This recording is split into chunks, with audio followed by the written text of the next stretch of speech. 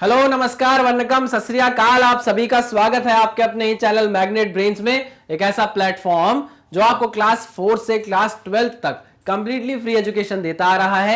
मेरा नाम है सत्यम शर्मा और हम पढ़ रहे हैं फिजिक्स का एक बहुत ही इंपॉर्टेंट टॉपिक या इंपॉर्टेंट चैप्टर कह लें, यूनिट्स एंड मेजरमेंट। हमने यूनिट्स एंड मेजरमेंट का इंट्रोडक्शन कंप्लीट कर लिया है। डायमेंशन फॉर्मूला कैसे निकालते हैं, सबसे इंपॉर्टेंट चीज वो भी सीख ली है। आज के लेक्चर में हम स्टार्ट करने वाले हैं एनालिसिस, डायमेंशनल एनालिसिस स्टार्ट करने वाले हैं और कुछ इंपॉर्टेंट चीजें सीखने वाले हैं इस एनालिसिस के बारे में। तो चलिए आज के लेक्चर को स्टार्ट करते हैं और पढ़ते हैं पहले कि डायमेंशन एनालिसिस अगर हम करते हैं तो उसका काम क्या है, क्यों करते हैं, क्या रीजन है उसके करने के पीछे। तो चलिए, हम अगर डायमेंशनल एनालिसिस करते हैं, एनालिसिस का क्या मतलब होता है? किसी चीज को एनालाइज करना, चेक करना कि कोई चीज सही है या गलत है, या अगर गलत है तो कितनी गलत है, सही है तो किस लेवल तक सही है, यानी किस एक्यूरेसी पर एकदम करेक्ट हो रही है वो चीज, या अगर कोई चीज गलत हो रही है तो कितनी ज्यादा गलत हो रही है। ये सब आप एनालिसिस पर रखते हो, एनालिसिस पर बेस्ड करते हो। तो चलिए हम बात करते हैं कि अगर डायमेंशनल एनालिसिस की जाती है तो क्यों की जाती है। तो पहला पॉइंट बहुत ही इंपॉर्टेंट दिया गया है, it is used to validate or to check the validity of an equation। जब आपने कोई डायमेंशनल इक्वेशन बनाई है तो आपको चेक करना है कि वो इक्वेशन एकदम परफेक्ट बनी है या वैलिड है या नहीं। तो उसके लिए आपको लगाना पड़ता है क्या? Dimensional analysis. और ये चेक करने के लिए कि वो इक्वेशन वैलिड है या नहीं, आपको लगाना पड़ता है होमोजेनिटी का प्रिंसिपल, जिसको आप प्रिंसिपल ऑफ होमोजेनिटी बोलते हो। क्या बोलते हो? प्रिंसिपल ऑफ होमोजेनिटी बोलते हो। देखिए बहुत बेसिक सी चीज है, आराम से समझते हुए चलेंगे। आइए बात करते हैं पहले पॉइंट की। Only those physical quantities can be added और subtracted which have same dimensions. क्या बात बोली इसने? बहुत इंपॉर्टेंट बात बोली। Only those physical quantities can be added और subtracted which have same dimensions. अच्छा, क्या मतलब है इसका? आओ जरा समझते हैं। मान लो अगर मैं आपको बोलूं कि आपके पास 4 पेन है, मैं आपको बोलूं कि मान लो आपके पास 4 पेन है और 2 पेन है आपकी बहन के पास। आपके पास 4 पेन है और 2 पेन है आपकी बहन के पास। तो आपको मिलाकर और आपकी बहन को मिलाकर टोटल पेन कितने हो गए आपके पास? तो आप बोलोगे आप लोगों के पास 6 पेन हो गए। ठीक है ना, 6 पेन्स हो गए। ठीक है ना, पेन्स पेन्स प्लूरल समझ लेना। ठीक है ना, ये बात आपने एकदम परफेक्टली मुझे जवाब दे दिया, एकदम अच्छा जवाब था। फिर मैंने आपसे पूछा क्या खा रहे हो, भूख लगी है? तो उसने बोला हाँ भूख तो लगी है। तो खाओगे कुछ? मैंने हाँ खाएंगे। क्या खाओगे? तो उसने बोला मेरे घर में एप्पल रखे हैं तो 4 एप्पल खाऊंगा मैं कहा 4 एप्पल तो बड़े महंगे हैं, इतना पैसा तो नहीं है। बोले अच्छा इतना पैसा नहीं है तो 4 बनाना खा लें, ये चलेगा? हाँ बनाना खा लो यार, बनाना में ज़्यादा पैसा नहीं लगेगा। तो उसने बोला लड़के ने कि मैं 4 बनाना खाऊंगा घर में जो रखे हैं। मैं कहा ओके ठीक है, खा लो 4 बनाना खा लो। ठीक, तो जैसे ही वो 4 बनाना उठा के लेके आया, उसको अपने फ्रिज में 2 एप्पल भी रखे दिख गए। क्या दिख गए? 2 एप्पल रखे दिख गए। तो मैंने बोला ठीक है। मैंने उसके हाथ में 4 बनाना देखे और 2 एप्पल्स देखे और मैंने उससे पूछा कि बताओ तुम्हारे हाथ में टोटल कितने बनाना है? तो वो बोलेगा क्या मेरे हाथ में टोटल 6 बनानाज है? ऐसा बोलेगा क्या? वो ऐसा बोल पाएगा क्या? नहीं, बिल्कुल नहीं बोल पाएगा। क्या वो ये बोल पाएगा कि मेरे हाथ में 6 एप्पल्स है? नहीं, बिल्कुल नहीं बोल पाएगा, बिल्कुल नहीं बोल पाएगा। क्लियर बात है? ये क्यों नहीं बोल पा रहा है? वो इसलिए नहीं बोल पा रहा कि देखो ये जो चीज है 4, ये तो एक ये क्या है? न्यूमेरिकल वैल्यू है। क्या है ये? न्यूमेरिकल वैल्यू है। बनाना क्या है? बनाना यूनिट है। बनाना क्या है? यूनिट है। सिमिलरली यहां पे 2 क्या है? 2 एक न्यूमेरिकल वैल्यू है और एप्पल क्या है? एप्पल एक टाइप की यूनिट है।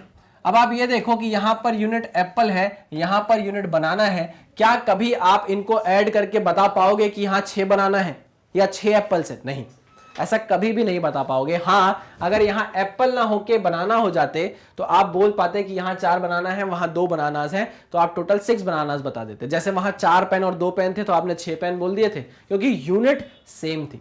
तभी आपने एडिशन की प्रोसेस कर पाई, तभी आपने एडिशन का ऑपरेशन लगा पाए उस पर। वैसे ही सब्ट्रैक्शन के लिए ही है, वैसे ही सब्ट्रैक्शन के लिए भी है, वैसे ही आप बात करोगे डिवीजन के लिए भी। अगर आप ये सारे ऑपरेशंस लगाते हो तो आपको ये चेक करना पड़ेगा कि जो भी क्वांटिटीज आप वहां पे इन्वॉल्व कर रहे हो सबकी यूनिट क्या हो? सेम हो। सबकी यूनिट क्या हो? सेम हो। अच्छा, जैसे अगर आपसे मैं ये पूछूं कि अगर 30 सेकेंड है और 1 मिनट है, क्या ये ऐड हो सकते हैं? तो आप बोलोगे नहीं सर, यूनिट सेम नहीं है। 30 सेकंड है और 1 मिनट है, क्या ये ऐड हो सकता है? आप बोलोगे नहीं सर, कभी ऐड नहीं हो पाएंगे। यहां पर आपको ये देखना जरूरी है कि भाई यूनिट इसकी बदलकर सेकंड की जा सकती है। 1 मिनट में 60 सेकंड होते हैं, तो ये जुड़कर हमें सीधे सीधे आंसर दे सकता है 90 सेकंड का। आई मेरी बात समझ में? यहां बनाना और एप्पल वाला कंसेप्ट नहीं है। बनाना एकदम अलग यूनिट है, एप्पल एकदम अलग यूनिट है, उनके बीच में कोई रिलेशन नहीं है। लेकिन यहां मिनट्स और सेकंड्स के बीच में रिलेशन है, इसलिए ये ऐड अप हो सकते हैं। ऐसा नहीं बोला जाएगा कि सेकंड और मिनट की क्वांटिटी कभी ऐड नहीं हो सकती। सेकंड को या तो आप मिनट में कन्वर्ट कर लो, मिनट को या आप सेकंड में कन्वर्ट कर लो, और कन्वर्जन के बाद दोनों को क्या कर दो? ऐड कर दो, सब्ट्रैक्ट कर दो। क्लियर है? तो ये बात आपने समझ ली कि जो पहला स्टेटमेंट दिया गया है वो क्या दिया गया है? Only those physical quantities can be added और subtracted which have same dimensions. Dimensions same होना चाहिए, तभी एडिशन और सब्ट्रैक्शन का प्रोसेस होगा। ठीक है, very good very good very good. आइए नेक्स्ट पॉइंट की बात करते हैं। अ डायमेंशनली करेक्ट इक्वेशन, अगर कोई इक्वेशन डायमेंशनली करेक्ट है तो वो न्यूमेरिकली इनकरेक्ट हो सकती है। आगे बात करेंगे इस बारे में, टेंशन मत लेना, बिल्कुल टेंशन मत लेना, बिल्कुल टेंशन मत लेना। देखो मैं आपको थोड़ा सा, अगर आप थोड़ा सा मेरे साथ समझते हुए चलोगे, थोड़ा सा दिमाग लगाते हुए चलोगे, तो मैं आपको यही समझा दूंगा। ठीक है ना? अ डायमेंशनली करेक्ट इक्वेशन में भी न्यूमेरिकली करेक्ट, न्यूमेरिकली इनकरेक्ट हो सकती है कोई इक्वेशन जो डायमेंशनली करेक्ट हो। अगर कोई इक्वेशन डायमेंशनली करेक्ट है तो वो न्यूमेरिकली इनकरेक्ट हो सकती है, मतलब उसका जो आंसर आएगा वो गलत आएगा, लेकिन डायमेंशन अगर आप देखोगे तो सही आएंगे। ठीक है? But numerically correct equation will always be dimensionally correct. लेकिन अगर कोई इक्वेशन न्यूमेरिकली करेक्ट है तो ये बात पक्की है कि डायमेंशनली तो उसको करेक्ट होना ही होना है। मतलब डायमेंशनली करेक्ट होना पड़ेगा इक्वेशन को, डायमेंशनली करेक्ट होना पड़ेगा इक्वेशन को। ये बात 100 बात की एक बात है। जैसे समझना मेरी बात को, अगर हम बात करें time period of oscillation of a pendulum, तो वो होता है 2 pi under root L by G. होता है कि नहीं होता? 2 pi under root L by G होता है। ठीक, ध्यान से सुनना, बहुत इंपॉर्टेंट बात बता रहा हूं। अगर मैं आपसे बोलूं यहां पर डायमेंशन चेक करने को, तो आप देखो मैंने बोला टाइम का डायमेंशन निकाल जाएगा यहां पे हमारे पास। 2 पाई तो कांस्टेंट है, कोई डायमेंशन नहीं होगा। एल का डायमेंशन होगा एल, होगा कि नहीं होगा? ठीक, और जी का डायमेंशन क्या होगा? L T minus 2। याद करो, क्या मैंने सही बोला? हाँ सर, बिल्कुल सही बोला, बिल्कुल सही बोला आपने सर। अच्छा सुनना मेरी बात ध्यान से। अगर मैं यहां पर एल ना रखकर रेडियस रख दूं, अरे पेंडुलम की लेंथ ना, जो लेंथ है रॉड की, उसकी लेंथ ना ली हमने पेंडुलम की, और रेडियस ले लिया, इसका बॉल का रेडियस ले लिया। जो पेंडुलम था उस बॉल का रेडियस मैंने वहां रख दिया। क्या ये डायमेंशनली करेक्ट अब भी होगा? बताओ, क्या ये डायमेंशनली करेक्ट अब भी होगा? हाँ सर, रेडियस भी एक टाइप की लेंथ है, तो उसका भी जो डायमेंशनल फॉर्मूला होगा वो एल ही आएगा। अभी भी डायमेंशनल फॉर्मूले में आपको एल ही दिखेगा। लेकिन मान लो अगर लेंथ की वैल्यू थी आपके पास 5 सेंटीमीटर और रेडियस की वैल्यू अगर आपके पास 1 सेंटीमीटर है, तो अब इस वैल्यू से आंसर टी का अलग आएगा, इस वैल्यू से आंसर टी का अलग आएगा। टाइम पीरियड दोनों के लिए अलग नहीं आ जाएगा। जब यहां पर आप L रखोगे तो 5 सेंटीमीटर से सॉल्व करोगे, जब आप यहां पे R रखोगे तो 1 सेंटीमीटर से सॉल्व करोगे, तो यहां न्यूमेरिकली वैल्यू गलत आने लग जाएगी, न्यूमेरिकली वैल्यू गलत आने लग जाएगी, लेकिन डायमेंशनली अब भी ये इक्वेशन क्या रहेगी? सही रहेगी। यही एक डायमेंशनल एनालिसिस का एक लिमिटेशन भी बनेगा आगे जाके। ठीक है ना? लेकिन हमने उस पॉइंट को यहां पर नोट डाउन कर लिया है। मैंने आपको समझाने की कोशिश भी की है कि अगर यहां L की जगह R रख दूं तो L का भी डायमेंशन L ही होगा, R का भी डायमेंशन L ही होगा। अगर L को R रख दूं तो डायमेंशनली इनकरेक्ट नहीं हो रही है इक्वेशन, डायमेंशनली करेक्ट है तब भी इक्वेशन, लेकिन न्यूमेरिकली इनकरेक्ट हो जा रही है। देखिए वही लिखा है, अ डायमेंशनली करेक्ट इक्वेशन में बी न्यूमेरिकली इनकरेक्ट। यही क्या किया मैंने, डायमेंशनली करेक्ट है इक्वेशन, लेकिन न्यूमेरिकली क्या हो जाएगी? इनकरेक्ट हो जाएगी। ठीक है, आई बात समझ में? बहुत इंपॉर्टेंट बात थी, बहुत ही प्यारी बात थी, बहुत अच्छे से हमने समझने की कोशिश इसको की है। चलिए वेरी गुड, आगे बढ़ते हैं। तो ये था एक एग्जांपल। नेक्स्ट पॉइंट देखते हैं। नेक्स्ट पॉइंट हमसे क्या बोलना चाह रहा है? नेक्स्ट पॉइंट हमसे बोल रहा है a dimensionally incorrect equation, a dimensionally incorrect equation is always incorrect equation. अगर आपने कोई इक्वेशन डायमेंशनली इनकरेक्ट बनाई है तो इक्वेशन हमेशा गलत होगी, हमेशा गलत होने वाली है। किसी भी इक्वेशन को डायमेंशनली करेक्ट होना हमेशा जरूरी है। अगर आपने उसको न्यूमेरिकली इनकरेक्ट कर दिया है तो आपने वैल्यू गलत रख दी होगी, लेकिन डायमेंशनली करेक्ट होना हमेशा जरूरी है इक्वेशन का। अगर वो इक्वेशन डायमेंशनली करेक्ट नहीं है तो वो इक्वेशन ही करेक्ट नहीं है। ठीक है ना, पक्का 100%। चलिए, ये हो गया भाई हमारा होमोजेनिटी या प्रिंसिपल ऑफ होमोजेनिटी, है ना, जैसे समझते हैं। आ जाओ और बात करते हैं। अब उसने ये बोला कि अगर आपको क्वांटिटीज को ऐड करना है, फिजिकल क्वांटिटीज को, तो वो क्या होनी चाहिए, सेम डायमेंशंस की होनी चाहिए। अच्छा आओ देखते हैं ऐसा होता है कि नहीं। याद करो, आपके पास एक इक्वेशन ऑफ मोशन है, v is equal to U plus A T, है कि नहीं है, है कि नहीं है, बिल्कुल है sir, v is equal to U plus A T. जरा बात करते हैं डायमेंशन ऑफ वेलोसिटी की। डायमेंशन ऑफ वेलोसिटी आप सभी को पता है, और वो कितना होता है, एल टी माइनस 1, होता है कि नहीं। अच्छा, डायमेंशन रखने से पहले अगर मैं आपसे ये बात पूछ लूं कि क्या ये u और at ऐड होकर v बना रहे हैं, हाँ, क्या ये u और at ऐड होकर v बना रहे हैं, हाँ सर। तो आपको ऐसा नहीं लगता कि अगर v का जो डायमेंशन है वही डायमेंशन u का भी होना चाहिए, वही डायमेंशन at का भी होना चाहिए। देखो ऐसा भी देख सकते हैं पहले स्टेटमेंट को, ओनली दो physical quantities can be added और subtracted which have same dimensions. इसको इस तरीके से भी देखा जा सकता है कि dimensions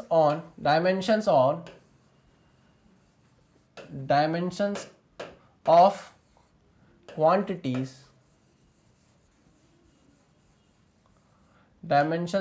quantities on LHS should be equal to dimensions of quantities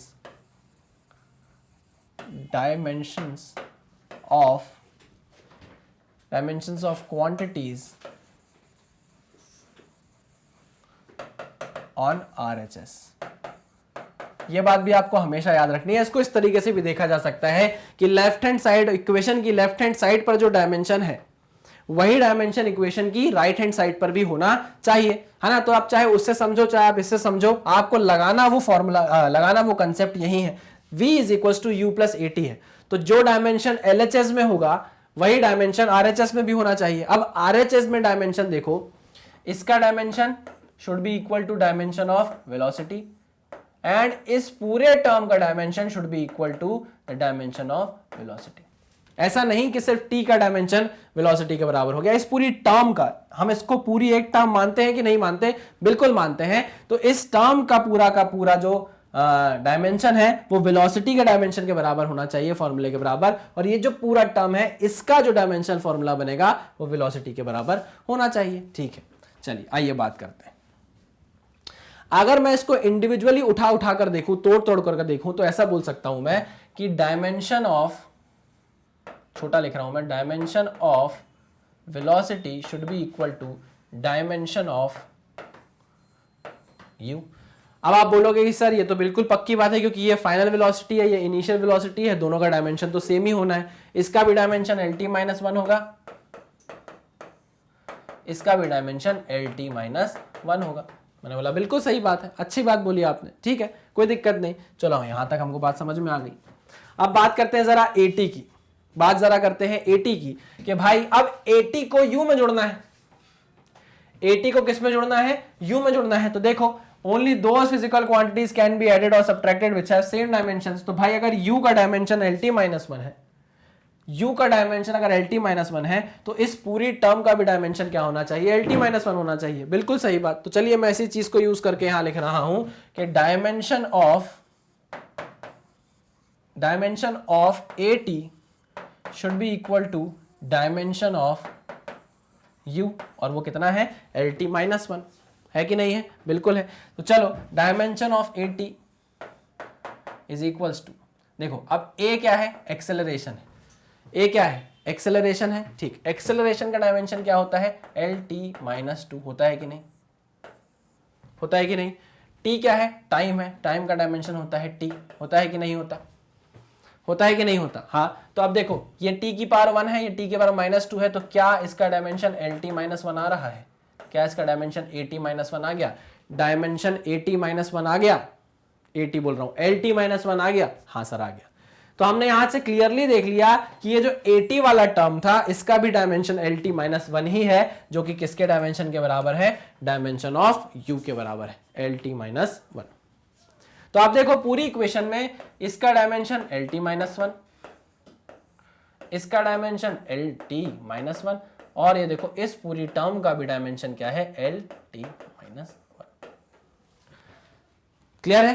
तो इससे हम चेक कर ले रहे हैं भाई कि हमारी इक्वेशन जो है वो वैलिड है या नहीं है। This is principle of homogeneity, this is principle of homogeneity.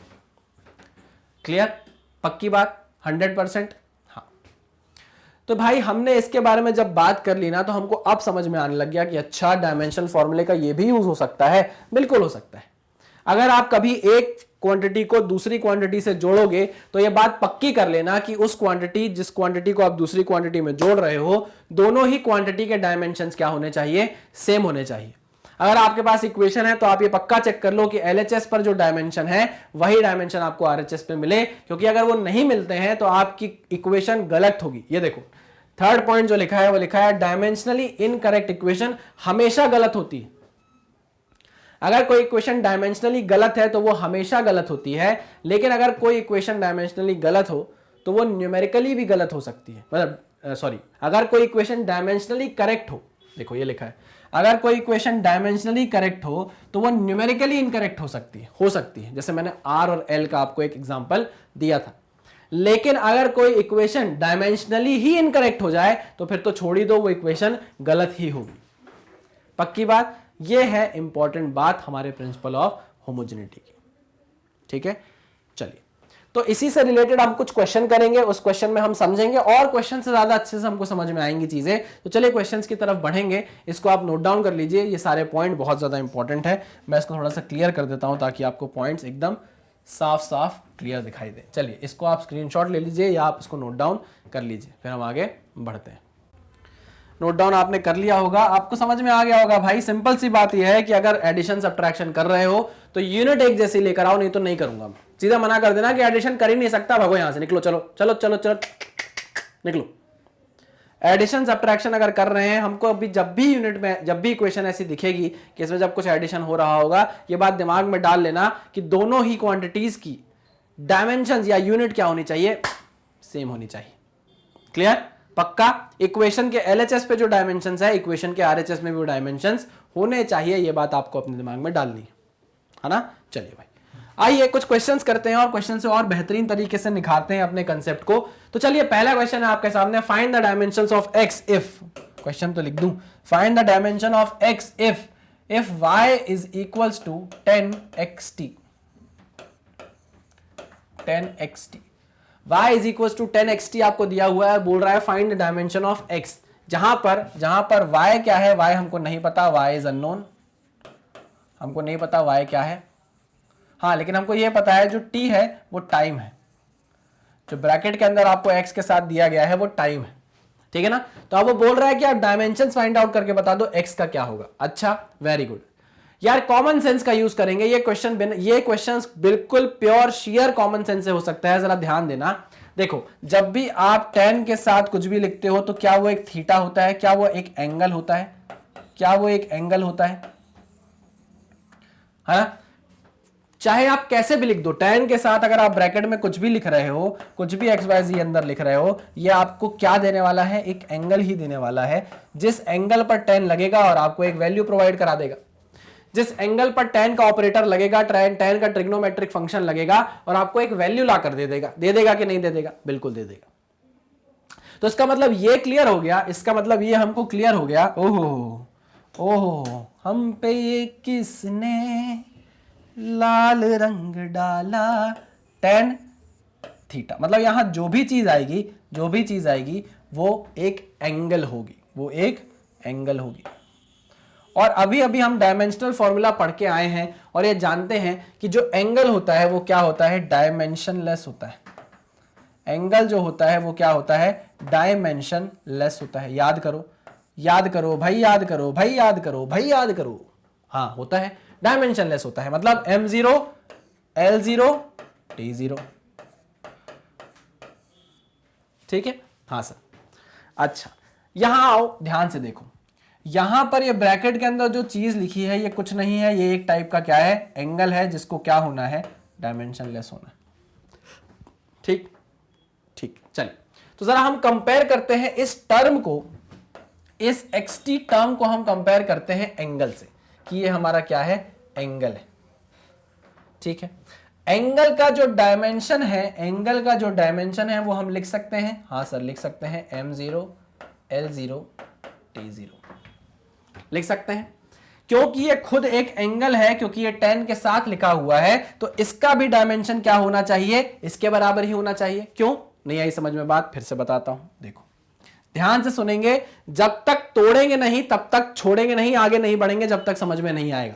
मैंने आपको इतना बताया कि ये जो चीज लिखी हुई है इन सबको भूल जाओ, बस ये याद करो कि tan के साथ जब भी कोई चीज लिखी मिलेगी आपको ब्रैकेट में, वो आपको एक एंगल ही बना कर देगा जिस पर tan का ट्रिग्नोमेट्रिक फंक्शन लगेगा और एक वैल्यू निकल कर आएगी।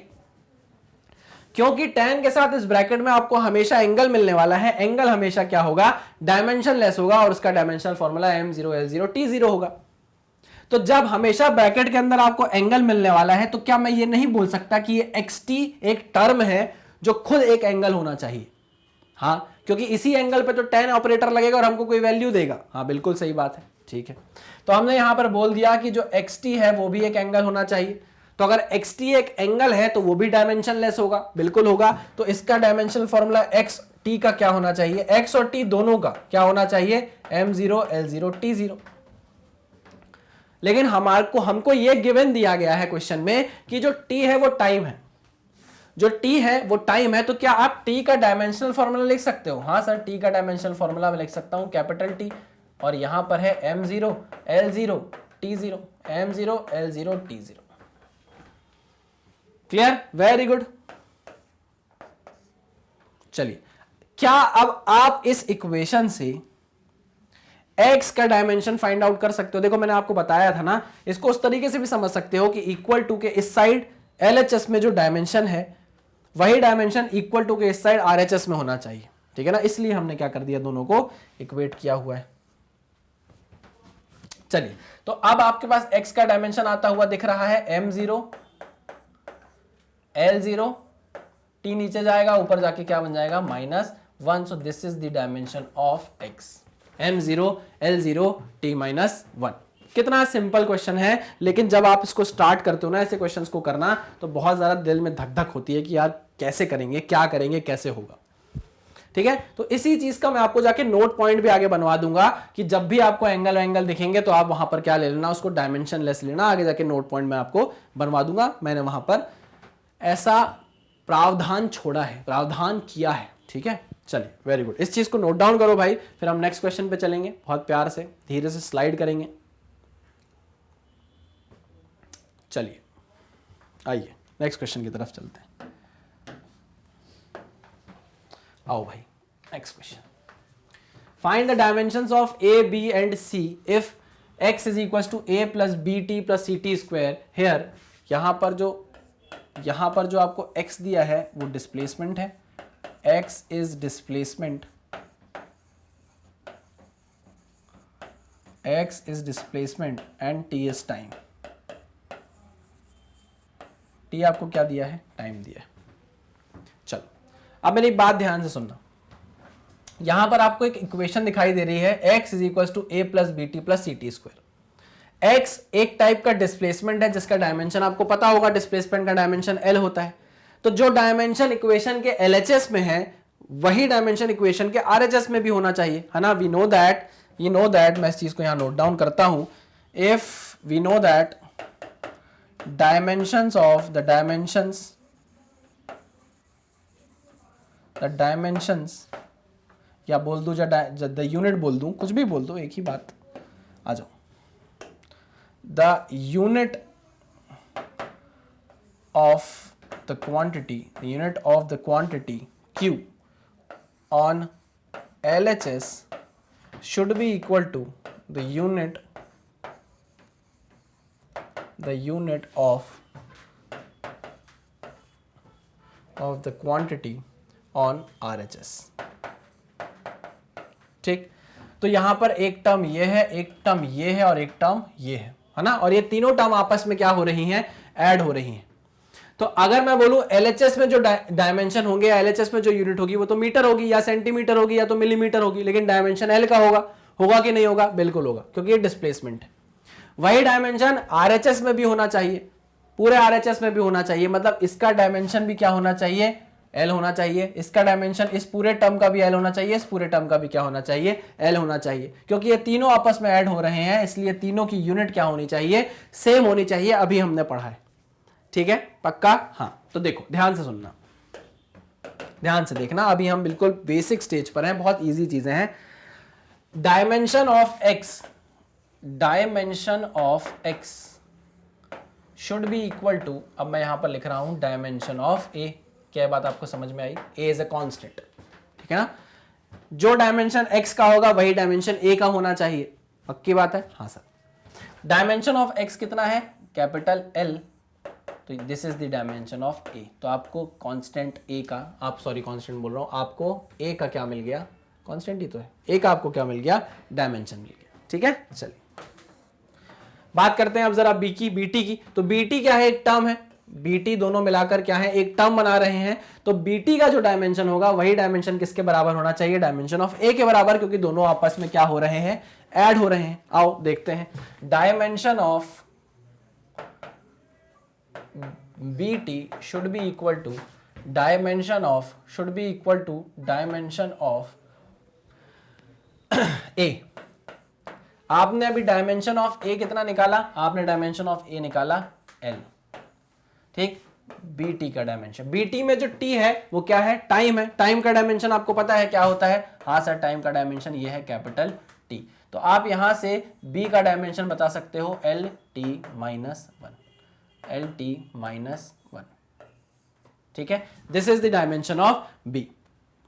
a का हो गया, b का हो गया, अब बचा है क्या, c। आ जाओ जरा c की बात करते हैं, इधर बात करता हूं मैं c की, थोड़ा ऊपर साइड, पीठ दुख जाती है क्योंकि रे दादा दादा दादा दादा। चलो आओ, अब देखो a में bt जुड़ा, bt में ct स्क्वायर जुड़ा, तो देखो तीनों की ही यूनिट, तीनों के ही डायमेंशंस क्या होने चाहिए, एक जैसे होने चाहिए। तो मैं लिख सकता हूं dimension of ct square, dimension of ct square should be equal to dimension of, should be equal to dimension of a। क्या डायमेंशन ऑफ a आपके पास आ गया? हाँ सर आ गया, l आ गया, आ गया l आ गया। क्या आपको डायमेंशन ऑफ c पता करना है? हाँ, t क्या है, टाइम है, t क्या है, टाइम है। तो आप यहां क्या लिख सकते हो, dimension of t square is capital T square is equals to l। क्या आपके पास c का डायमेंशन आ गया? हाँ सर आ गया, lt माइनस 2, lt माइनस, बिल्कुल सही बात। This is the dimension of C, this is the dimension of B and this is the dimension of A। Simple, घड़ा सिंपल, घड़ा सिंपल, मैं घड़ी बावड़ी हो गई, वही वाला घड़ा हो गई कि नहीं, मतलब हो गया कि नहीं, क्वेश्चन हो गया ना। चलिए इसको नोट डाउन करिए भाई, फिर एक लेवल और बढ़ाएंगे और अच्छे क्वेश्चंस की तरफ चलेंगे। इसको नोट डाउन कर लीजिए, बढ़ते हैं नेक्स्ट क्वेश्चन की तरफ और देखते हैं कि अब हमारे सामने और क्या आने वाला है। देखो अब एक एक करके ना लेवल बढ़ रहा है क्वेश्चन का। सिंपल सिंपल हमको वही चीज दिमाग में रखनी है, वही कंसेप्ट याद में रखना है कि LHS का जो डायमेंशन या यूनिट होगी RHS में भी वही होनी चाहिए, बस उसी चीज को पकड़ पकड़ कर चलेंगे। देखो, if mu is the refractive index and lambda is the wavelength, find the dimensions of A and B in the equation। Okay, आ जाओ आ जाओ आ जाओ आ जाओ आ जाओ। अब देखो यहां पर रिफ्रैक्टिव इंडेक्स आपको दे दिया, यहां पर एक कांस्टेंट A दे दिया, एक B दे दिया, डिवाइडेड बाय लैम्डा स्क्वायर दे दिया। अब एक बात यहां पर आप ध्यान से अगर देखोगे तो आपको समझ में आएगी कि रिफ्रैक्टिव इंडेक्स अभी हमने निकाला था, डायमेंशन लेस आया था कि नहीं आया था, याद करो यार। जो हमारा रिफ्रैक्टिव इंडेक्स म्यू होता है, it is the ratio of speed of light in vacuum divided by speed of, lambda लिख दिया, divided by speed of light in any medium. हाँ ठीक है, इन अ मीडियम। तो अगर मैं इसका रेशो निकालता हूं, तो हमको पता है रेशो निकाल रहा हूं, मतलब अगर मैं इसको डिवाइड करता हूं तो यहां भी जो यूनिट है वो मीटर पर सेकंड है, यहां भी यूनिट मीटर पर सेकंड है, यूनिट सेम स्पीड की है, तो ये क्या कर जाएंगी, कैंसिल आउट कर जाएंगी। तो ये हमारे पास आता है कैसा, डायमेंशनलेस। म्यू हमारे पास कैसा आता है भाई, डायमेंशनलेस आता है, डायमेंशनलेस। समझ रहे हो आप कि मैं ऐसा क्यों कर रहा हूं, क्या रीजन है इसके पीछे, ऐसा करने के पीछे कुछ तो रीजन होगा। हाँ सर, हमको समझ में आ रहा है कि आप ऐसा क्यों कर रहे हो। देखो ये तो इतनी बड़ी स्पेलिंग है डायमेंशनलेस की ना। चलो आ जाओ। LHS में जो हमारे पास फिजिकल क्वांटिटी है, हमारे पास जो क्वांटिटी है वो तो डायमेंशनलेस आ गई। तो जब LHS में डायमेंशनलेस हो गया, डायमेंशनलेस DL लिख दे रहा हूं, तो क्या पूरा RHS भी फिर DL होना चाहिए, डायमेंशनलेस होना चाहिए। हाँ सर बिल्कुल सही, बिल्कुल सही, आप बिल्कुल सही पकड़े हैं। ठीक, इसका मतलब ये है कि जो हमारा आरएचएस है इक्वेशन का, उसमें एक टर्म ये है, ये भी डायमेंशन लेस होनी चाहिए डीएल, और एक टर्म ये है, ये भी डायमेंशन लेस होनी चाहिए डीएल। मैंने कहा बिल्कुल सही बोल रहे हैं, कुछ गलत नहीं बोला आपने। अच्छा ठीक है सर, ठीक है ठीक है ठीक है। तो हम वापस वही चीज, वही कंसेप्ट का यूज करते हैं कि यहां पर जो रिफ्रैक्टिव इंडेक्स है उसका डायमेंशन है m0 l0 t0। ठीक, यहां पर भी जो डायमेंशन आने चाहिए वो आने चाहिए डायमेंशन लेस। तो चलो देखो, लिखो dimension of mu should be equal to dimension of A. Dimension of mu क्या है भाई, m0 l0 t0 is equal to dimension of A. अच्छा, डायमेंशन ऑफ ए आपके पास क्या आ गया, m0 l0 t0। कितना, क्या कुछ भी नहीं है इस क्वेश्चन में। मैं आपको अभी इतने धीरे धीरे इसलिए करा रहा हूं क्योंकि अभी हम बिल्कुल शुरुआत में हैं। अगर हम इस क्वेश्चन को आगे जाके करेंगे कभी, तो मैं आपको इतनी सारी चीजें कभी नहीं बताऊंगा, सीधे बोल दूंगा भाई डायमेंशन ऑफ ए आएगा, डायमेंशन लेस आएगा। क्लियर बात है। चलिए, तो हमारे पास ए जो आया वो डायमेंशन लेस आ गया, m0 l0 t0।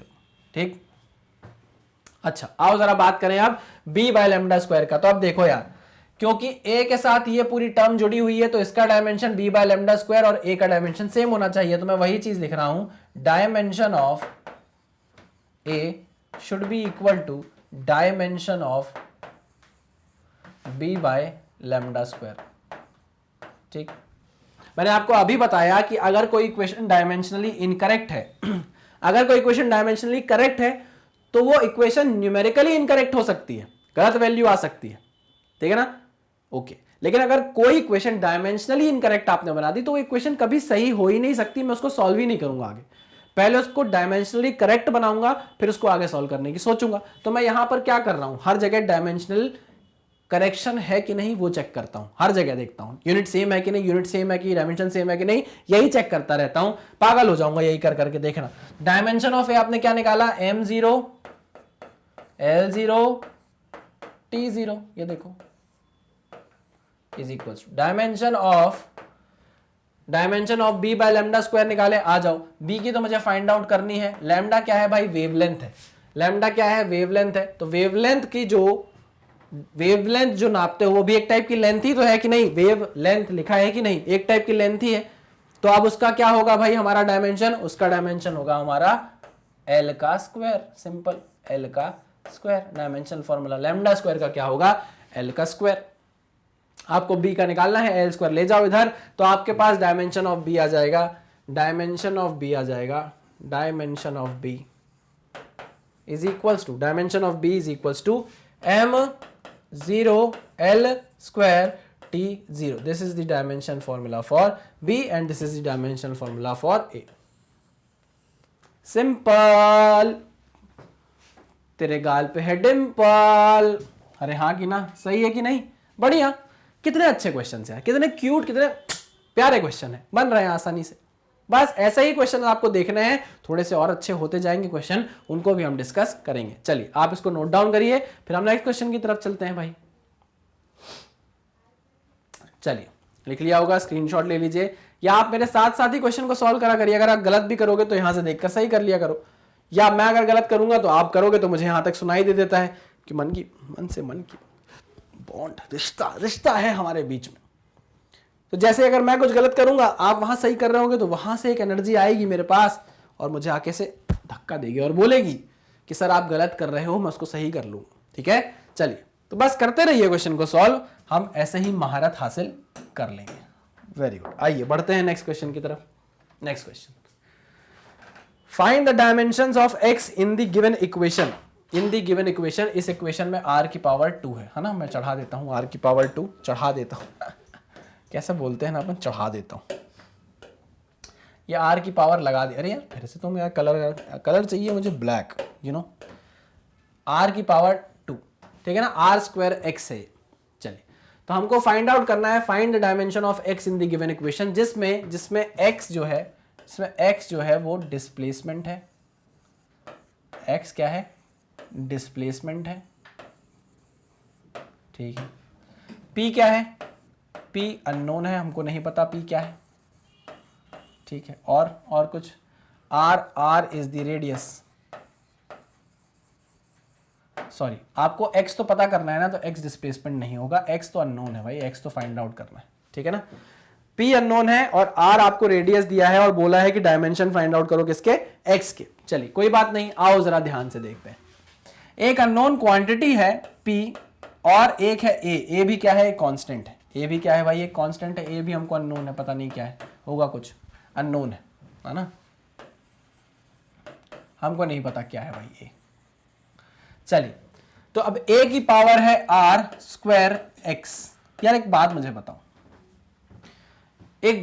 बताओ, क्या पावर जो हमेशा चढ़ती है, आपने कभी भी देखा होगा, जैसे अगर आपको ये लिखा हुआ मिल जाए e की पावर, जैसे अगर आपको लिखा हुआ मिल जाए क्या क्या क्या क्या क्या क्या क्या क्या क्या क्या कुछ भी लिखा हुआ मिल जाए, जैसे 5 की पावर 2, 10 की पावर 3, 10 की पावर 4, आपको हमेशा जो पावर दिखेगी क्या वो एक न्यूमेरिकल वैल्यू ही दिखेगी क्या, जो आप पावर चढ़ाओगे?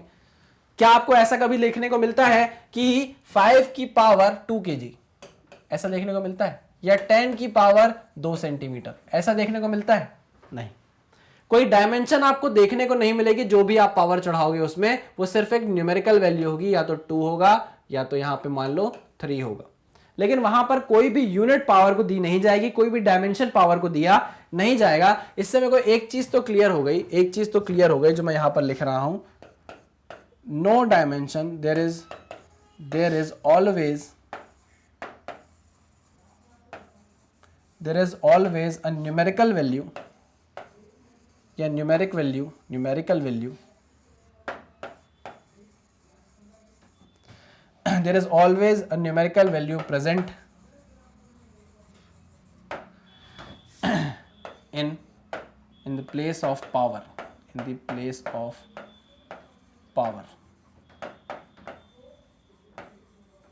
है ना। हमेशा आप देखोगे कि जब भी पावर चढ़ाई जाएगी वहां पर एक न्यूमेरिकल वैल्यू होगी, उसका कोई डायमेंशन नहीं होगा, कोई यूनिट नहीं होगा, 2 kg, 3 kg, 4 kg, 2 centimetre, 3 centimetre, ऐसा कुछ भी नहीं होगा, सिर्फ सिंपल पावर होगी 2, एक वैल्यू होगी। चलिए वेरी गुड। तो अगर एक वैल्यू दी गई है पावर में, अगर एक वैल्यू दी गई हो गई है, तो उस वैल्यू का, आंख में क्या चला गया, उस वैल्यू का क्या होगा, उस वैल्यू का सिर्फ और सिर्फ, वो वैल्यू की कोई भी यूनिट नहीं होगी, कोई भी डायमेंशन नहीं होगा, उस वैल्यू को आप डायमेंशन लेस बोल सकते हो। भाई जब मैंने यहां पर 5 की पावर 3 चढ़ा दी, तो इस 3 का डायमेंशन क्या है, इस 3 का कोई डायमेंशन नहीं, it is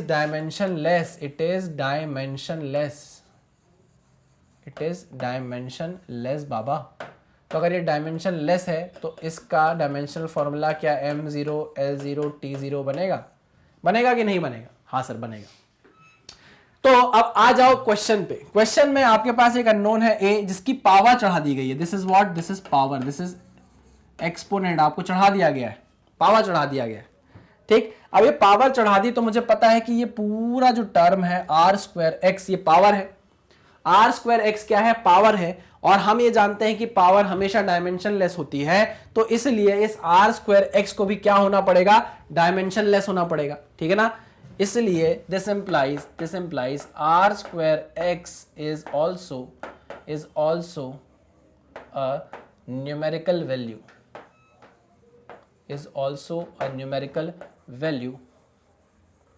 having no dimensions, कोई डायमेंशन नहीं होंगे इनके पास। चलो अगर ये बात आपने पकड़ ली, बस बल्ले बल्ले हो गई भाई आपकी, अब आपकी बल्ले बल्ले हो गई है। कैसे, देखो, R square x is dimensionless dl, तो इसका मतलब यह है कि dimension of R square X, dimension of R square x is nothing but m0 l0 and t0, m0 l0 and t0, simple सी बात है। अच्छा, x जो था वो क्या है भाई, x को आपको पता करना है, r क्या है, r रेडियस है, r क्या है, रेडियस है, तो आप रेडियस का डायमेंशन लिख सकते हो, हाँ sir, l square into x is equals to m0 l0 t0, कैसा लगता है? ऐसे झुक के लिखता हूँ तुम्हें कैसा लगता है तुम लोगों को? दर्द फील होता है मेरी पीठ में? होता होगा यार, थोड़ा सा दर्द मेरे को फील होता है, तुम लोग को भी होता होगा, कोई बात नहीं, लेकिन दर्द के आगे जीत है। आइए देखते हैं, x का डायमेंशन हमको फाइंड आउट करना है। देखो m0, ये l नीचे जाएगा l स्क्वायर, ऊपर जाके l की पावर -2 बन जाएगा t0। आ गई आपके पास x की डायमेंशन, आ गई बार आपके पास x की डायमेंशन, m0 l की पावर -2 t की पावर 0। क्लियर? पक्का 100%? हाँ सर। जो कंसेप्ट था वो कंसेप्ट बस इस पावर में छुपा हुआ था कि पावर हमेशा जो चढ़ती है वो डायमेंशन लेस होती है, तो उसका डायमेंशन m0 l0 t0 होता है। ये जो पूरी टर्म थी r स्क्वायर एक्स, एक पावर को रिप्रेजेंट कर रही थी, तो इस r स्क्वायर एक्स पूरे टर्म का डायमेंशन क्या होना चाहिए था? डायमेंशन लेस होना चाहिए था, क्योंकि वो एक पावर है। तो हमने आर स्क्वायर एक्स के डायमेंशन को डायमेंशन लेस से इक्वेट कर दिया। हम जानते हैं कि जो आर स्क्वायर है, आर इज द रेडियस, और रेडियस का जो डायमेंशन फॉर्मूला होता है वो लेंथ होता है, एल होता है, तो हमने एल का स्क्वायर कर दिया। आर स्क्वायर ही है ना, हाँ, एल का स्क्वायर कर दिया, एल नीचे चला गया, तो ये बन गया m0 l-2 t0। This is the dimension of x। बहुत सिंपल, बहुत शानदार, बहुत ही बढ़िया। आया समझ में? चलिए, वेरी गुड। तो चलिए इसको भी नोट डाउन करिए, स्क्रीनशॉट ले लीजिए, फिर हम आगे बढ़ते हैं। चलिए, तो भाई इसके साथ और स्ट्रांग होता हुआ कंसेप्ट हमारा। आइए आगे बढ़ते हैं, नेक्स्ट क्वेश्चन की तरफ चलते हैं। आप कोशिश करेंगे कि इस क्वेश्चन को आप लोग मेरे से पहले सॉल्व कर लो, और आप कर भी लोगे, मुझे पता है। क्वेश्चन को देखिए, आराम से सोचिए कि क्या करना होगा, और क्वेश्चन को सॉल्व करने की कोशिश करिए। बिल्कुल मत देखिएगा कि मैं क्या कर रहा हूं। चलिए क्वेश्चन को स्टार्ट करता हूं। आप देख लीजिए पहले क्वेश्चन को, मैं एक हिंट देता हूं आपको। देखो, यहां पर आपको P दिया है, प्रेशर T दिया है, टाइम X दिया है, डिस्प्लेसमेंट, और पूछा है कि A और B के डायमेंशंस बता दो। Dimensions of A and B के बारे में आप क्या कहना चाहोगे, वो पूछ रहा है। ठीक है यार, A का देखो सब्ट्रैक्शन हो रहा है T स्क्वायर के साथ, A का सब्ट्रैक्शन हो रहा है देखो T स्क्वायर के साथ। तो A का अगर सब्ट्रैक्शन T स्क्वायर के साथ हो रहा है, ये दोनों टर्म आपस में माइनस हो रही हैं, तो क्या इन दोनों का डायमेंशन सेम नहीं होना चाहिए? क्या इन दोनों का डायमेंशन सेम नहीं होना चाहिए? बिल्कुल होना चाहिए। तो dimension of a should be equal to dimension of t square. T square का डायमेंशन कैपिटल टी के स्क्वायर के बराबर आ जाएगा, और डायमेंशन ऑफ ए वही बन जाएगा, कैपिटल टी का स्क्वायर। अब बात ये फंस जाएगी कि इस पूरे टर्म का जो डायमेंशन होना चाहिए वो किसके बराबर होना चाहिए? प्रेशर के डायमेंशन के बराबर।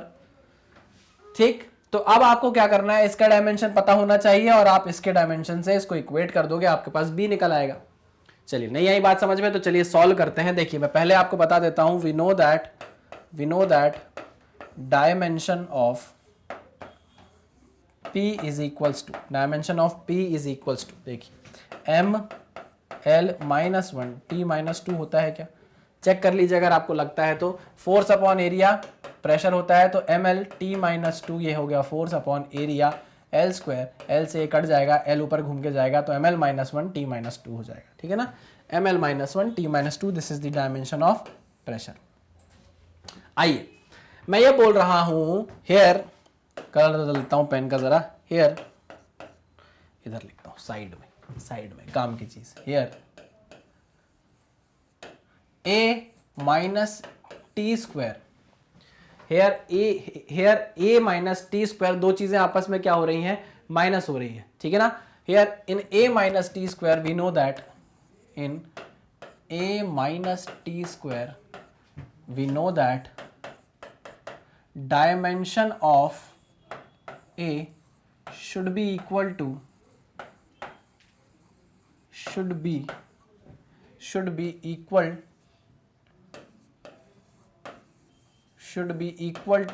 dimension of T square, है ना? क्यों? क्योंकि दोनों सब्ट्रैक्ट हो रहे हैं। अभी हमने प्रिंसिपल ऑफ होमोजेनिटी पढ़ा, और उसमें हमने ये देखा कि अगर दो चीजें आपस में माइनस हो रही हैं तो दोनों का डायमेंशन क्या होना चाहिए? बराबर होना चाहिए। चलिए, वेरी गुड। तो हम ये जानते हैं भाई कि डायमेंशन ऑफ टी स्क्वायर क्या होगा? Dimension of t square is equals to capital t का स्क्वायर, क्योंकि टी क्या है? टाइम है। टी क्या है? टाइम है। ठीक है, this implies dimension of a is equals to capital t का स्क्वायर। हाँ कि ना? हाँ कि ना, हाँ बिल्कुल सही। तो डायमेंशन ऑफ ए निकल कर आ गया आपका कैपिटल टी का स्क्वायर। तो आपसे उसने डायमेंशन ऑफ ए पूछा था, हाँ पूछा था, देखो कितनी जल्दी आया। क्या ये करने की जरूरत है? क्या मैं सब लिखूंगा? नहीं लिखना चाहिए मुझे, ये तो आप देख के बता सकते हो कि ए का जो डायमेंशन होगा वो टी स्क्वायर के बराबर होगा। चलिए वेरी गुड। अब आते हैं जरा बात करते हैं हम डायमेंशन ऑफ बी की। अब हमको डायमेंशन ऑफ बी निकालना है। चलिए, तो हम ये जानते हैं कि जो डायमेंशन ऑफ पी है, ऑफ पी जो है, इसको बराबर होना पड़ेगा डायमेंशन ऑफ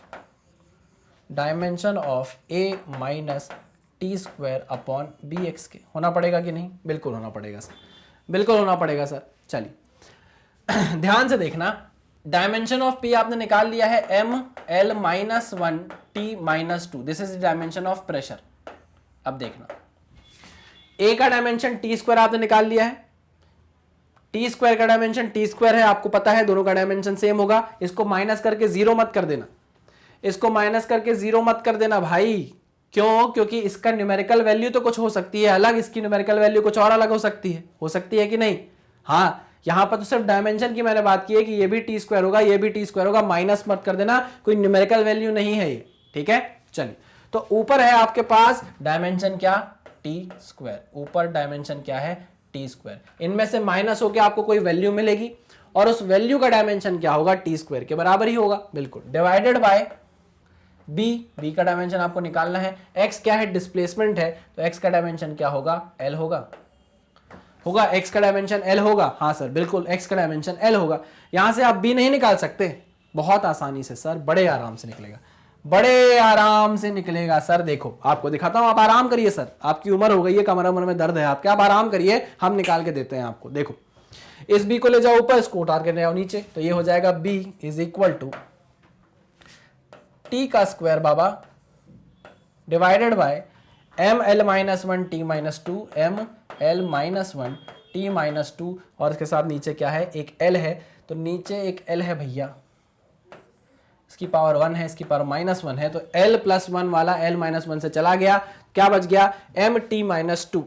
ठीक, चलिए देखते हैं बी का पावर, बी का डायमेंशन क्या आ रहा है। एम ऊपर जाएगा तो बनेगा m minus one, T minus two ऊपर जाएगा तो प्लस टू हो जाएगा, टी की पावर टू ऑलरेडी प्रेजेंट है पहले से, तो ये हो जाएगा एम माइनस वन टी की पावर फोर। हो जाएगा कि नहीं हो जाएगा? बिल्कुल हो जाएगा sir. So this is the dimension of B and A का डायमेंशन तो आपने फाइंड आउट कर ही लिया है, कहां है? ये है। चलिए, and this is the dimension of b. कोई कठिन बात थी क्या? नहीं सर, इधर उधर करना है बस, और कुछ नहीं करना।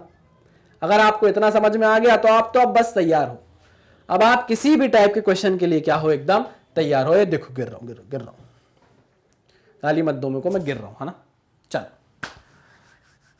इस क्वेश्चन को आप नोट डाउन करो, फिर आपके सामने एक और क्वेश्चन आएगा, अच्छे क्वेश्चन आएंगे, आप उसको भी प्रैक्टिस करना। चलिए इसको नोट डाउन करिए, फिर हम आगे बढ़ते हैं।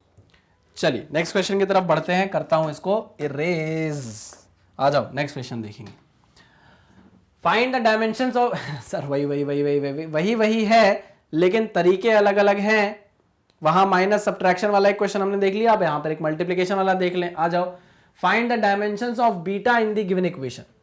Find the dimensions of beta in the given equation, जिसमें आपको जो टी दिया है, जो टी है आपका, वो आपको बता रहा है टाइम, वो रिप्रेजेंट करता है टाइम को। ओहो, हम पे ये किसने लाल रंग डाला। अच्छा, और क्या है भाई? और बीटा तो फाइंड आउट करना है। ए अननोन है, ए अननोन है भाई, अननोन, और ए नॉट भी क्या है?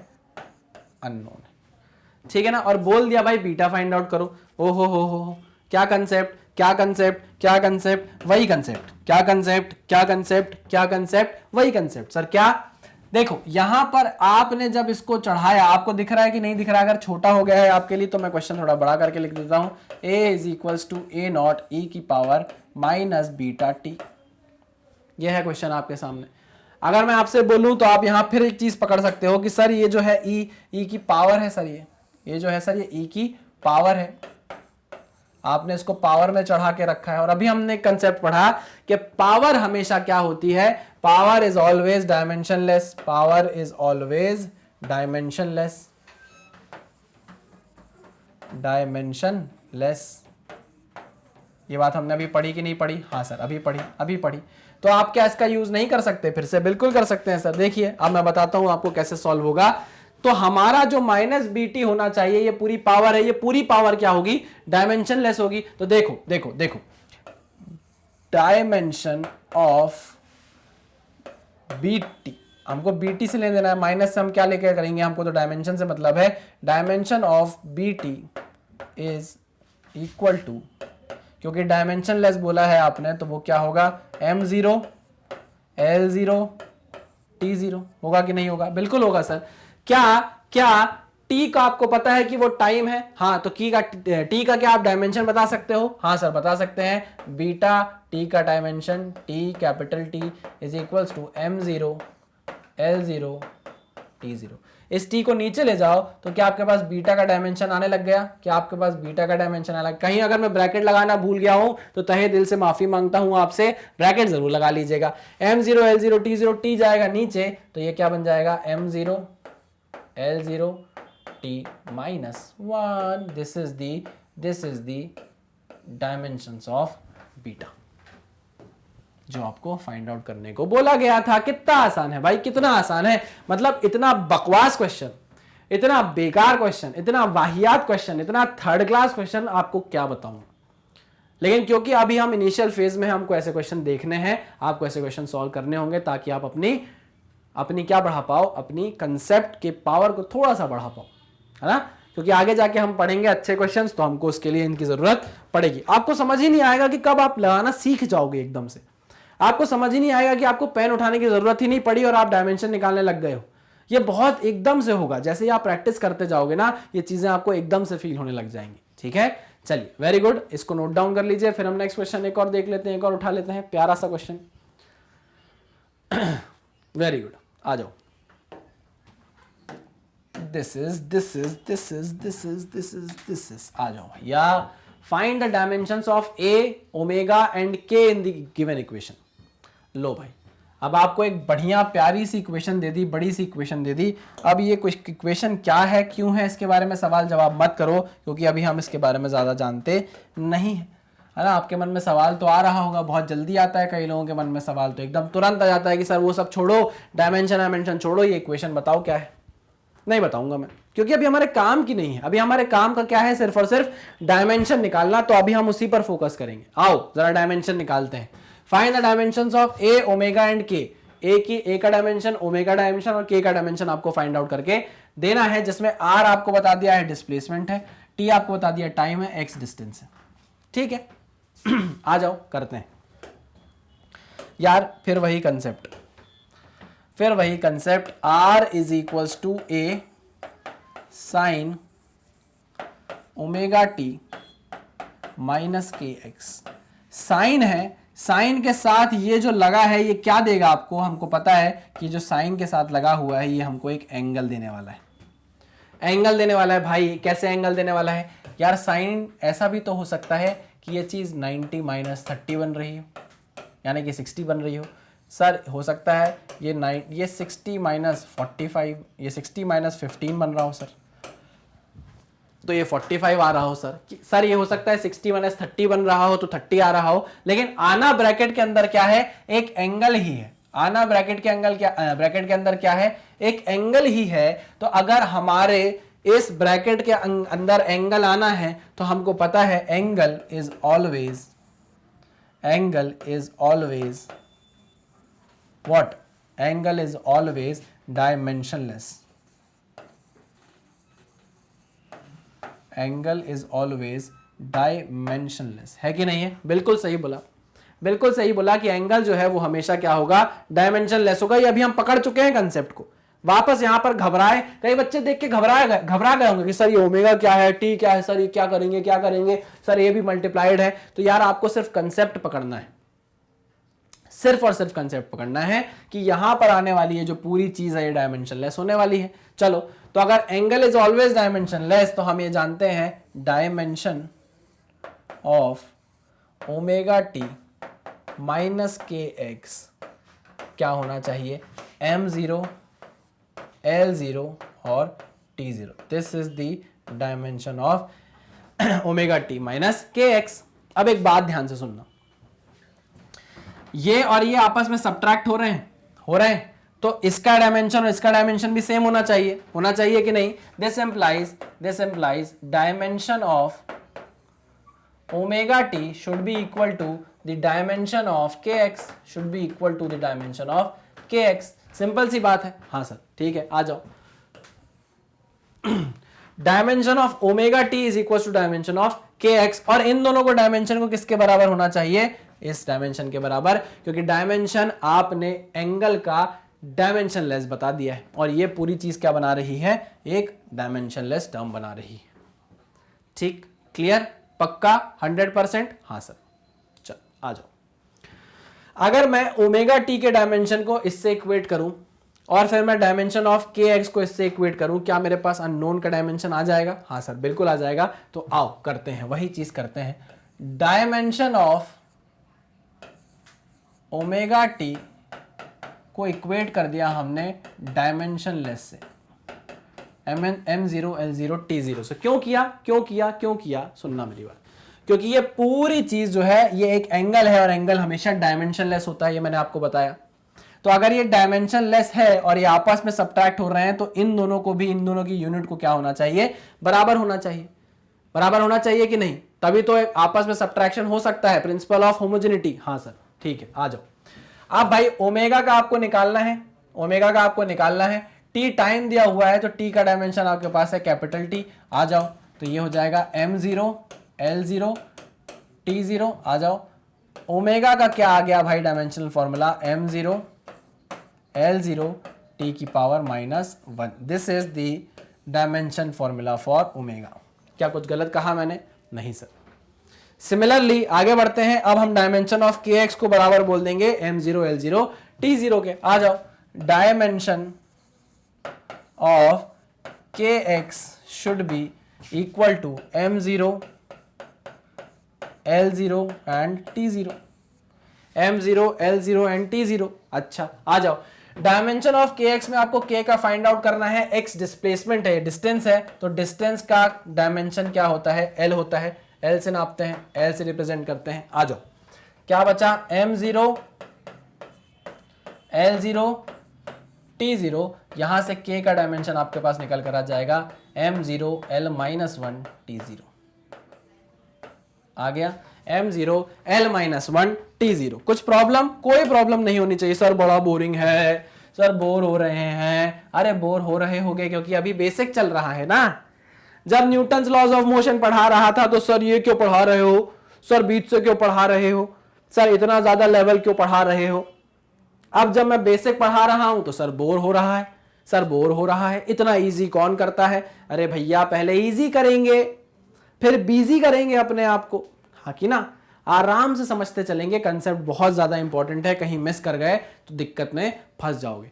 हमने ओमेगा का डायमेंशन निकाल लिया, हमने के का डायमेंशन निकाल लिया। क्या बचा है अब बचा है ए।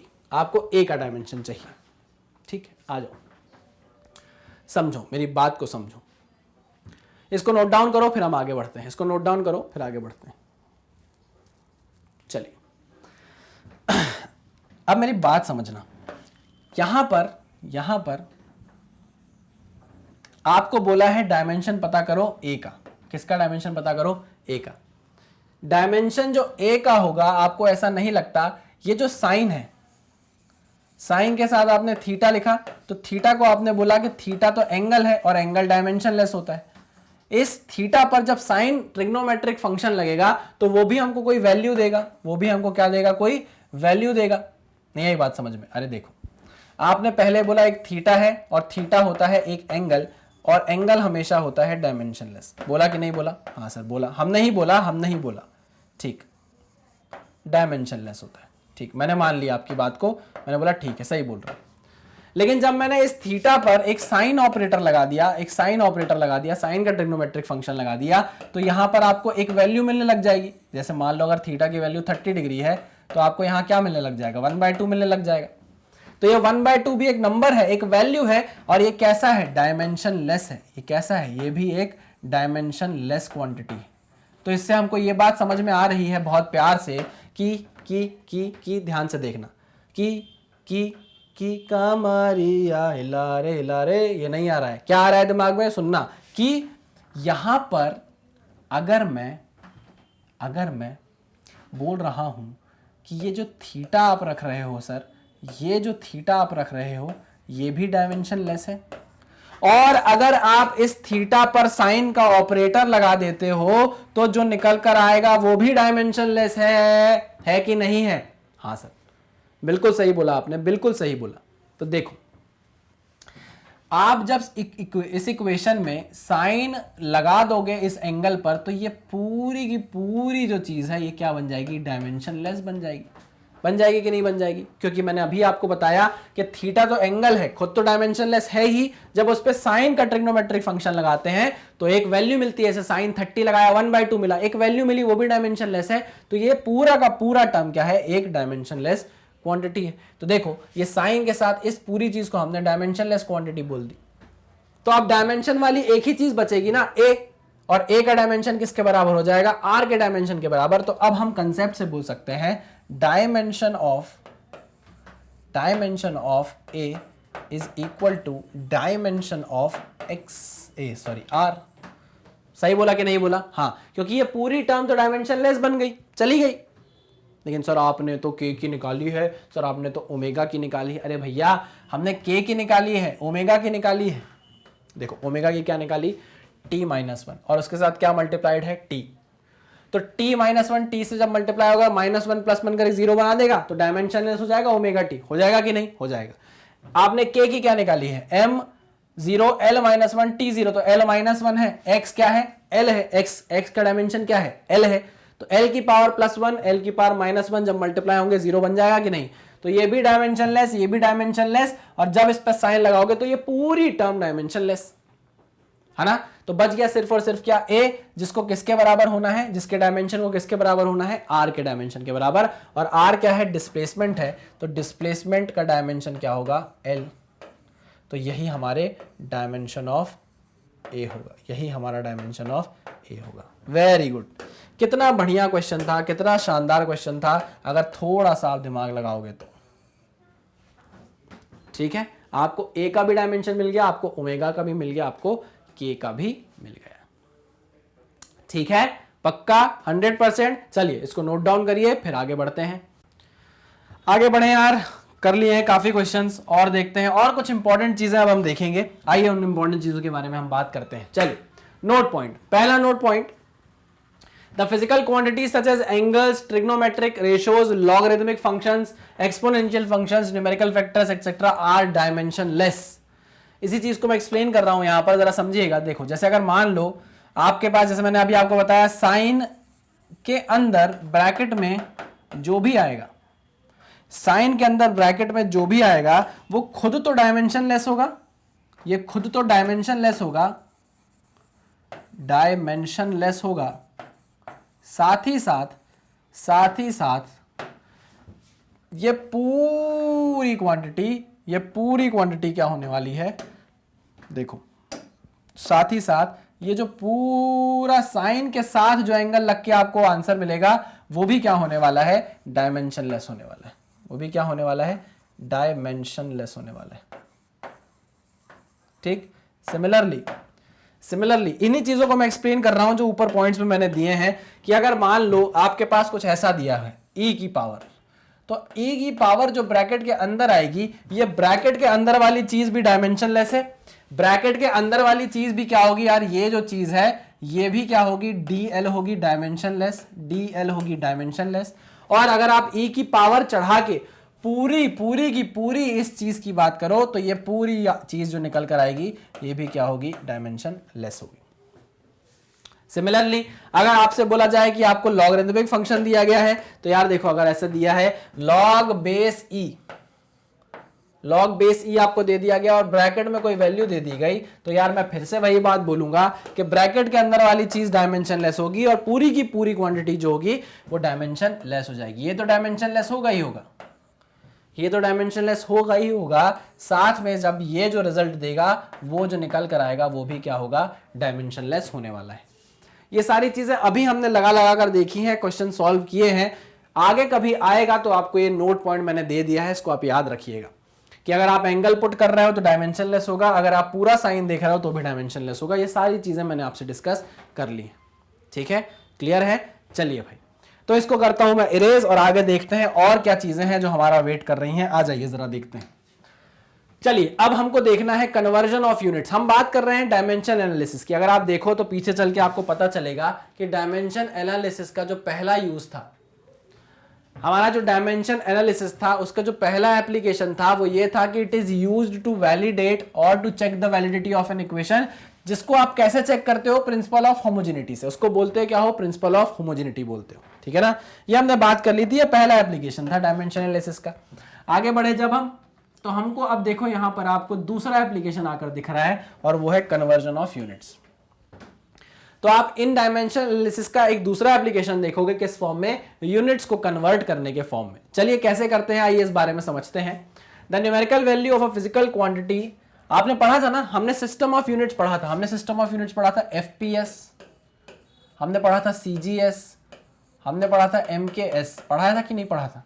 तो अगर आपको एक सिस्टम ऑफ यूनिट को दूसरे में चेंज करना हो, तीसरे को पहले में चेंज करना हो, दूसरे को तीसरे में चेंज करना हो, तो इनको हम बोलते हैं कन्वर्जन ऑफ यूनिट्स। आप एक सिस्टम ऑफ यूनिट से कन्वर्ट होकर दूसरे सिस्टम ऑफ यूनिट्स में घुस जाते हो और इसको आप कन्वर्जन ऑफ यूनिट्स बोलते हो। तो it is also the application of dimension analysis, या मैं बोलूंगा डायमेंशन का हम यहां यूज कर सकते हैं यूनिट्स को कन्वर्ट करने में। कैसे, आइए जरा समझते हैं। देखो ध्यान से सुनना, बहुत प्यार से सुनना। The numerical value of a physical quantity in a system of units can be changed to another system of units using equations। अच्छा कैसे, देखो अगर आप बोलते हो तो आपने पढ़ा होगा ना कि 1 मीटर में 100 सेंटीमीटर होते हैं। तो मैं 1 मीटर बोलूं चाहे 100 सेंटीमीटर बोलूं, बात एक ही है। नहीं, मैं 1 मीटर बोलूं या 100 सेंटीमीटर बोलूं, बात एक ही है। बस क्या है, यूनिट का अंतर है।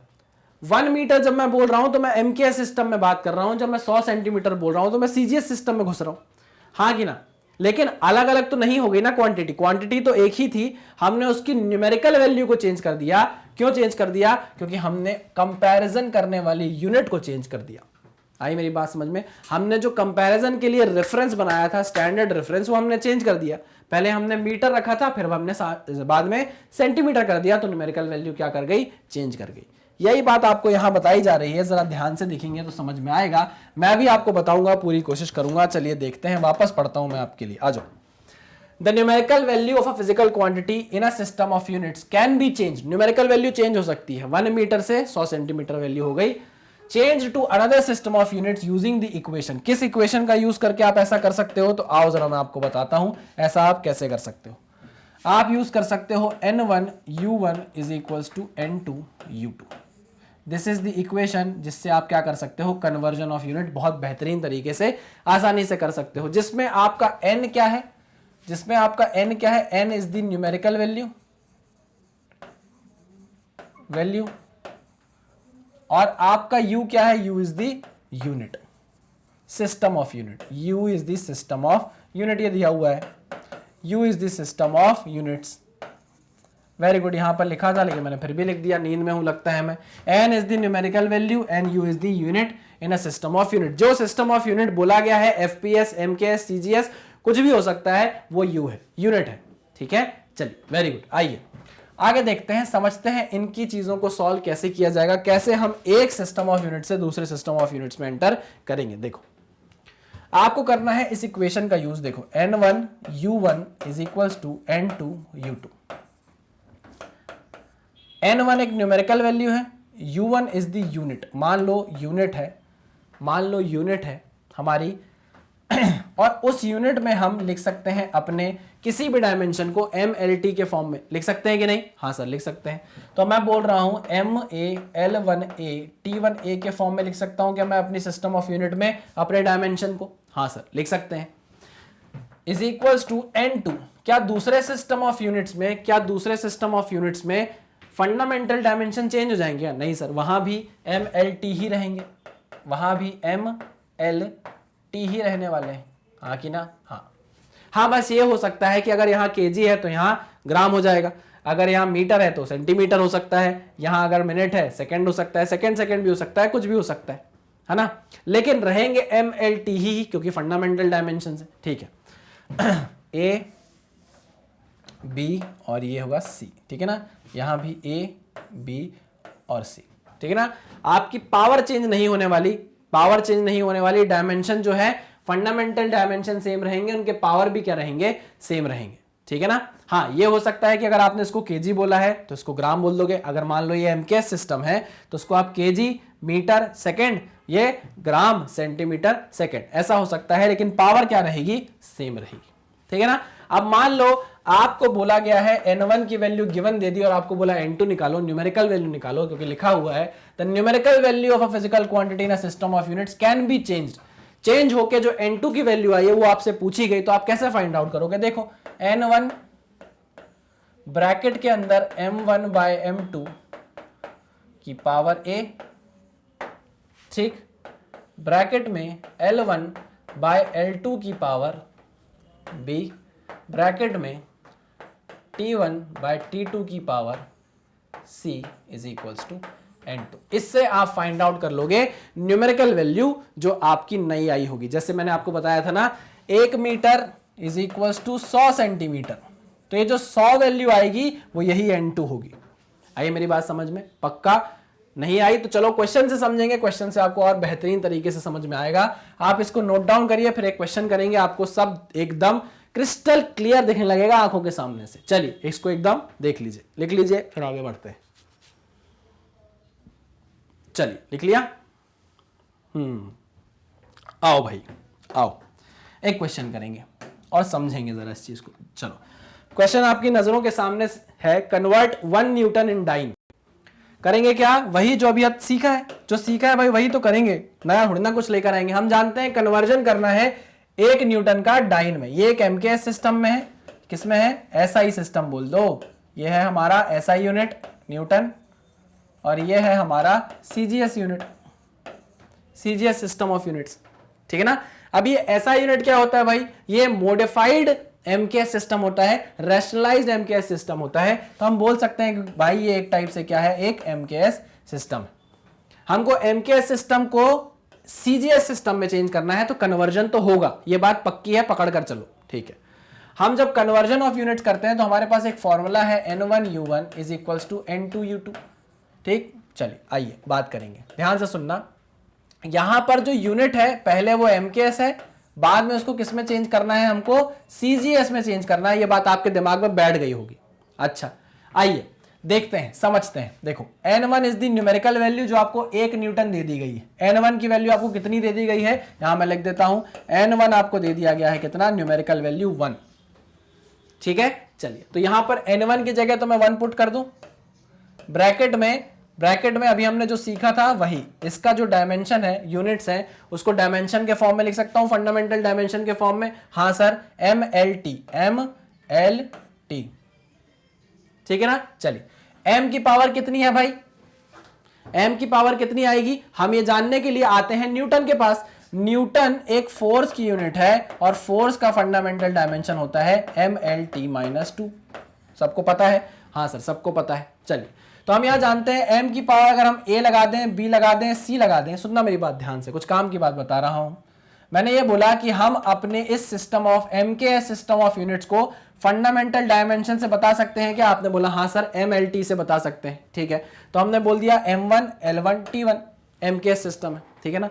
इसकी पावर हमने चढ़ा दी A B C is equal to, ये n2 हमको फाइंड आउट करना है, पता नहीं है। ये है हमारा सीजीएस सिस्टम, इसमें भी हम सीजीएस सिस्टम ऑफ यूनिट्स को भी हम फंडामेंटल डायमेंशन यानी कि MLT से रिप्रेजेंट कर सकते हैं। तो देखो मैंने यहां लिख दिया MLT, यहां पर भी लेकिन पावर क्या रहेगी, सेम रहेगी, क्योंकि ये फंडामेंटल डायमेंशंस की पावर है, ये चेंज नहीं होने वाली, चाहे आप एमकेएस से सीजीएस ले जाओ, कोई दिक्कत वाली बात नहीं है, ठीक है ना। तो यहां भी क्या रहेगा, A B C, हाँ ये M2 होगा, ये L2 होगा, ये T2 होगा, क्योंकि देखो ये है मीटर, ये होगा सेंटीमीटर, ये है सॉरी ये होगा केजी, ये होगा ग्राम, ये होगा मीटर, ये होगा सेंटीमीटर, ये होगा सेकंड, तो ये होगा सेकंड, एमकेएस को सीजीएस में, ठीक है ना। तो रिप्रेजेंट अलग तरीके से हो सकता है, इसलिए मैं इसको M1 लिख रहा हूं, इसको M2 लिख रहा हूं, क्योंकि ये केजी में होगा, ये ग्राम में होगा, ठीक है ना। लेकिन इनको जिस पावर से रेज किया है आपने, वो पावर क्या रहनी चाहिए,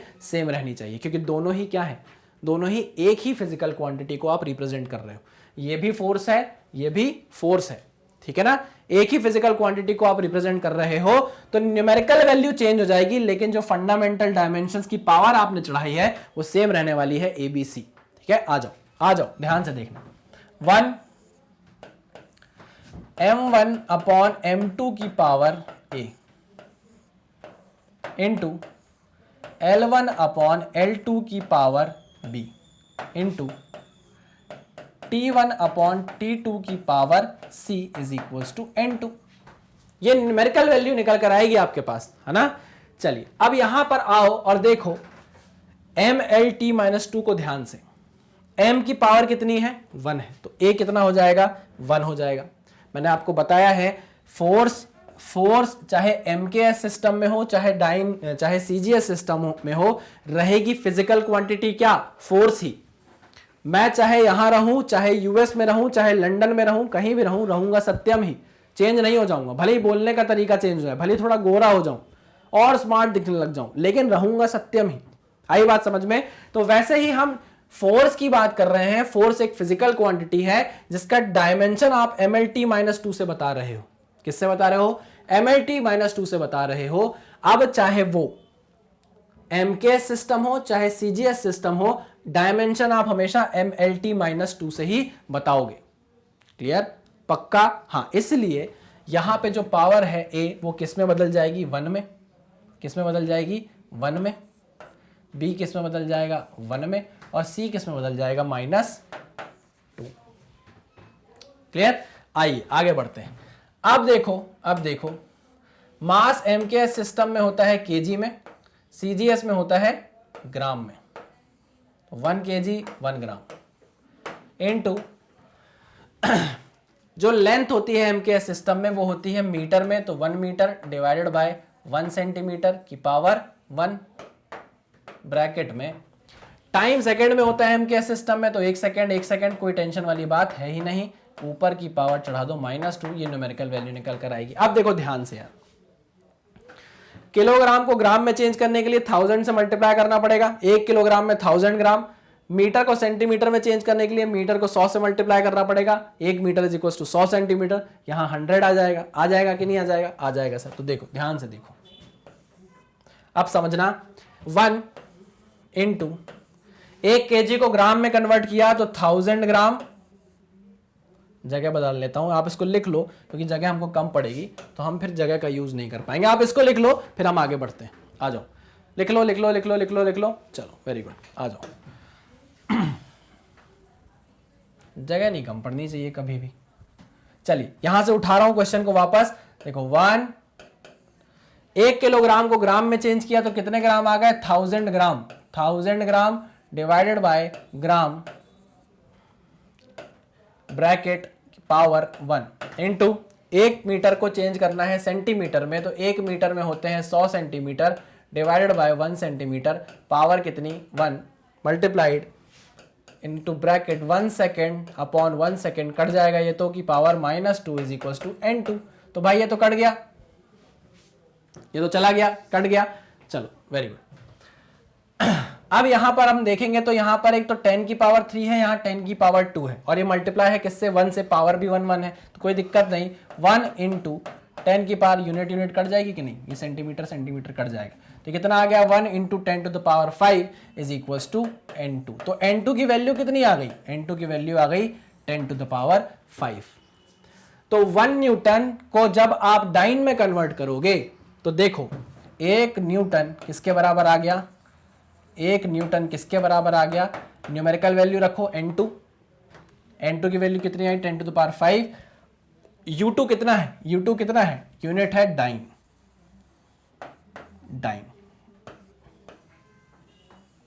डाइन को आप कैसे बताते हो CGS सिस्टम में, जैसे MKS सिस्टम में न्यूटन kg मीटर पर सेकेंड स्क्वायर होता है, वैसे ही जो डाइन होता है वो होता है gram centimetre per second square. आई बात समझ में, this is dyne, gram centimetre per second square. Clear है बात, 100%। चलिए ये था भाई हमारा कन्वर्जन ऑफ यूनिट जो हमने सीखा और उसको अप्लाई किया। ऐसे और भी क्वेश्चन है जो हम आगे जाके करेंगे, लेकिन आज के लेक्चर में बस इतना ही। आज के लेक्चर को मैं करता हूं यही एंड। नेक्स्ट लेक्चर में मिलेंगे और ऐसे और क्वेश्चन सॉल्व करेंगे। आप इस क्वेश्चन को समझिए, आप कन्वर्जन ऑफ यूनिट्स के फॉर्मूले को समझिए, फिर हम उसको अप्लाई आगे वाले लेक्चर में करेंगे। ठीक है, आवाज भी ठीक है। चलिए, सावधान रहिए, सतर्क रहिए, पढ़ते रहिए। मिलते हैं नेक्स्ट लेक्चर में। Thank you.